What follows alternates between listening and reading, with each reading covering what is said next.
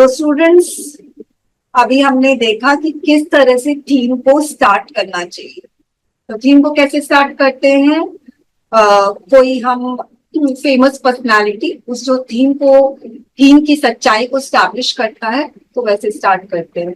अब हमें एंड कैसे करना चाहिए, कैसे हमें ये कोट इंस्पायर करता है। ओके, जो थीम दिया गया है वो कैसे इंस्पायर हमें करता है, लोगों को करता है, उसके बारे में हमें बात करनी है। ठीक है, तो अब हम लास्ट देख रहे हैं। मैंने आपको शुरुआत बता दिया कैसे करना है, अब हम लास्ट देखते हैं।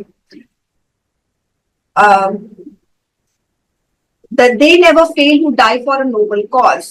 तो मैंने यहाँ पर कैसे किया, though they may be no longer with us, यानी जो भी भगत सिंह है, मार्टिन लूथर किंग है, ये हमारे बीच में नहीं है, मगर इनकी लेगेसी चलती आ रही है, inspiring generation to pursue justice, freedom and rightness.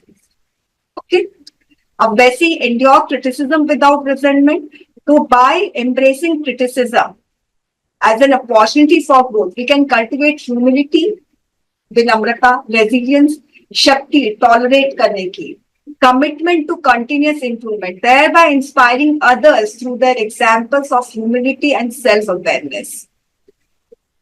यहाँ देर नहीं आएगा, आर आएगा, क्योंकि यहाँ भी है ना, तो आर आएगा।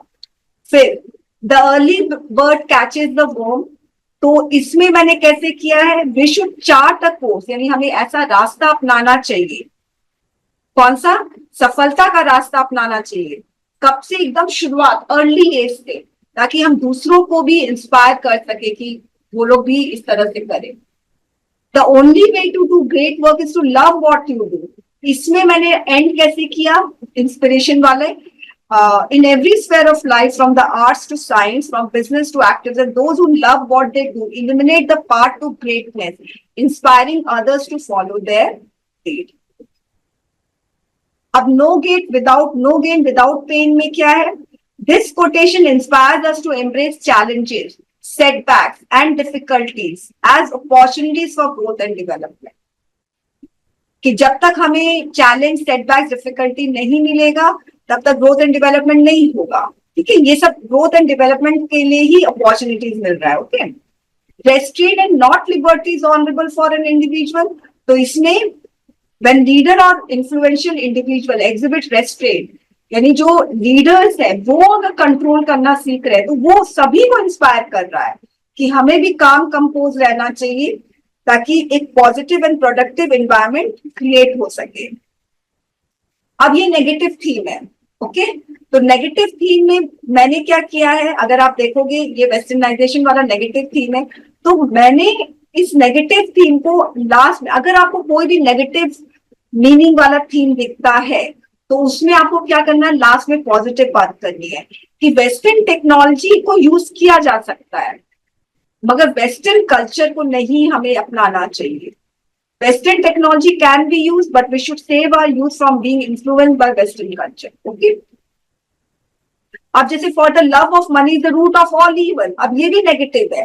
तो मैंने क्या, कैसे इसको एंड किया है, मैंने यहाँ पर बताया है कि मनी है ना, इंपॉर्टेंट है। देखिए, जैसे वेस्टर्न में क्या बताया, वेस्टर्नाइजेशन में, कि वेस्टर्नाइजेशन इंपॉर्टेंट है, मगर टेक्नोलॉजी का होना चाहिए, कल्चर का नहीं।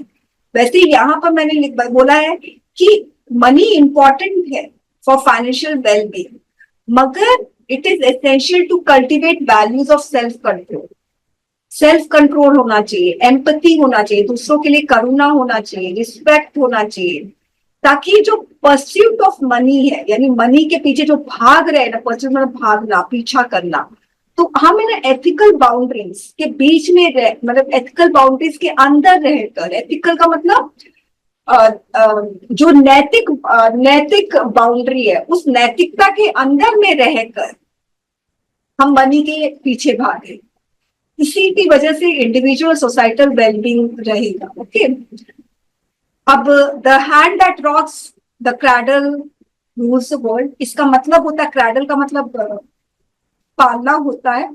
तो पालना को कौन हिलाता है? एक माँ हिलाती है, माँ के हाथ हिलाते हैं। तो जो माँ है ना, वो पालना भी हिलाती है और वर्ल्ड को भी रूल करती है। तो इसमें मैंने इंदिरा गांधी का एग्जाम्पल लिया, embodies the essence of this quotation.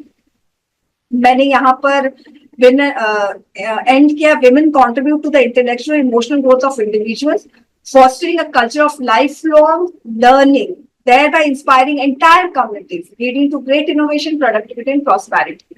यहाँ पर भी इंस्पिरेशन है, बेटर लेट देन नेवर. तो इसमें भी it promotes the mindset of resilience, यानी कंट्रोल करना, सॉरी टॉलरेट करना, परसिवरेंस, इसका मतलब patience, reminding us that the journey towards improvement and success is ongoing and that starting late is better than not starting at all. Okay, तो इस तरह से आप लोगों को कोटेशन शुरुआत कैसे करना है थीम इलैबोरेशन में और एंड कैसे करना है